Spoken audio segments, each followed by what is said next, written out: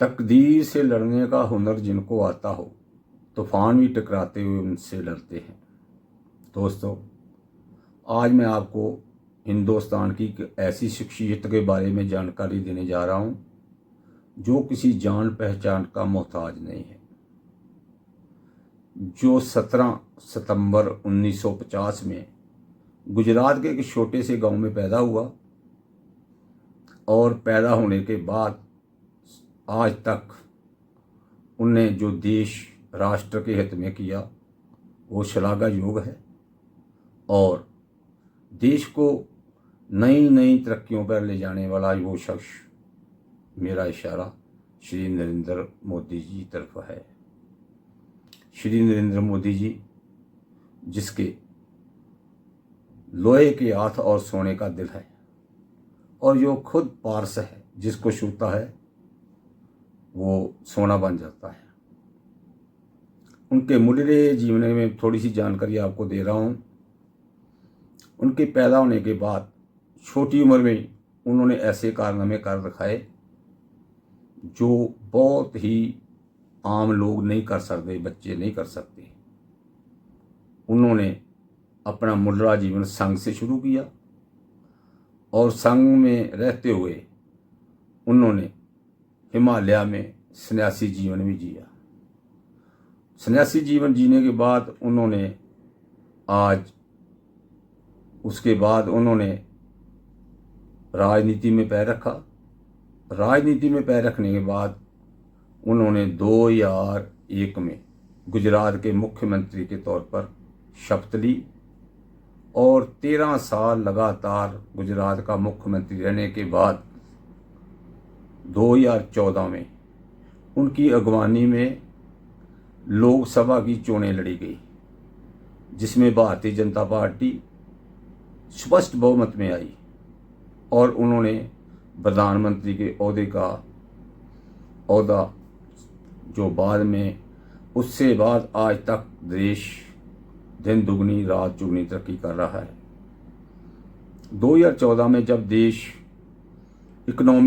World में economy में 10वें नंबर पर था, आज हिंदुस्तान चौथे नंबर पर है, जो 2029 में इनका टीचा है 30वें नंबर पर आना वर्ल्ड में, और जो एक बहुत बड़ी बात है।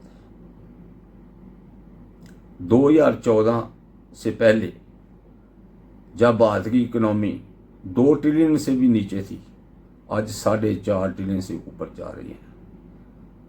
ऐसा इसलिए है कि ये एक ऐसा कर्मयोगी इंसान है जो संत सिपाही का रोल कर रहा है। इसकी अगवानी में पड़ोसी मुल्क को ऐसा जोरदार जवाब दिया गया कि पाकिस्तान को 3-4 बार इन्होंने घुटनों पे ला दिया। और इनके जो विचारधारा है उसमें मैं आपको बताना चाहूँगा कि ये एक ऐसा इंसान है जो देश की राजनीति में स्वच्छता लाना चाहता है, जो परिवारवाद के विरुद्ध है। जैसे परिवारवाद की राजनीति पंजाब में चल रही है, यूपी में चल रही है, महाराष्ट्र में चल रही है, कर्नाटक में चल रही है, यहाँ तक कि सेंटर में भी एक परिवार है जो अपनी पकड़ रखनी चाहता है, लेकिन उसके ऐसे काम थे वो रख नहीं सका। चलो वो दूसरा मैटर है। अब मैं इसके बारे में, जिसके परिवार में बारे में बताना चाहूँगा कि इस शख्स ने अपने परिवार को कभी भी राजनीति में हाईलाइट नहीं होने दिया।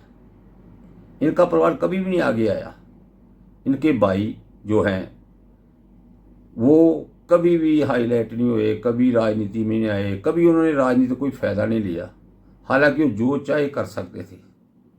और धन इसकी माँ जिसने ऐसा सुपुत्र पैदा किया।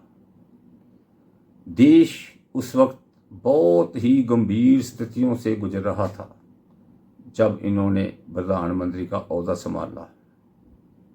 और एक है वो कहावत है कि कुदरत एक ऐसा कभी कभी ऐसा शख्स पैदा करती है जो आकर देश और धर्म को बचाने वाला हो। वही बात इन पर लागू होती है।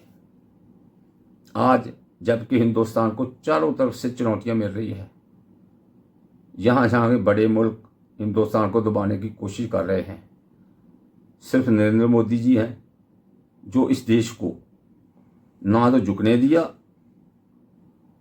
और ना झुकेगा, क्योंकि इनकी नीतियाँ ऐसी है। यहाँ तक कि वो मुल्क जो डरा रहे थे आज खुद झुक रहे हैं। और सबसे बड़ी बात तो ये है कि इन्होंने हिंदुस्तान में योगा को, धर्म के मामले में इन्होंने हिंदुस्तान को योगा गुरु बना दिया, विश्व गुरु बना दिया। और ये इतिहास में पहली बार हुआ है कि कोई प्रधानमंत्री जब दूसरे देश में जाता है तो उसके जो आगे अगवानी करने वाला उस देश का प्रधानमंत्री है, वो प्रोटोकॉल तोड़कर उनके पांव छूता है। ये हिंदुस्तान की आज़ादी के बाद पहली बार ऐसा हुआ है कि 2-2, 3-3 मुल्क जो हैं उनके प्रधानमंत्री ने उनके पांव छुए और इनसे आशीर्वाद लिया। तो दोस्तों, ऐसे प्रधानमंत्री हमें ज़िंदगी में शायद ही कभी मिले, क्योंकि एक ऐसा कर्मयोगी इंसान जो किस लिए भाग रहा है, ना तो इसका परिवार है, बाल बच्चे हैं, सुबह से शाम तक 4 घंटे सोता, उसके बाद लगातार काम करता रहता है, काम करता है, देश के लिए कर रहा है। राष्ट्रीय भावना इतनी कूट कूट पर रही है। और आगे अब पड़ोसी मुल्क जो आंखें दिखाते थे, इसकी गवाही में ऐसा कोई वो बोल नहीं रहा, सभी घुटनों पे आकर बैठ गए। और आज मैं इनको ये ऐसे इंसान को कि आप जो भी मेरे इस वीडियो से सहमत हो, आप कमेंट में इसके बारे में जरूर बताएं, जरूर लिखें कमेंट में कि हम सौभाग्यशाली आदमी हैं जो हमें ऐसा प्रधानमंत्री बना। इसके बारे में जरूर बताएं। धन्यवाद।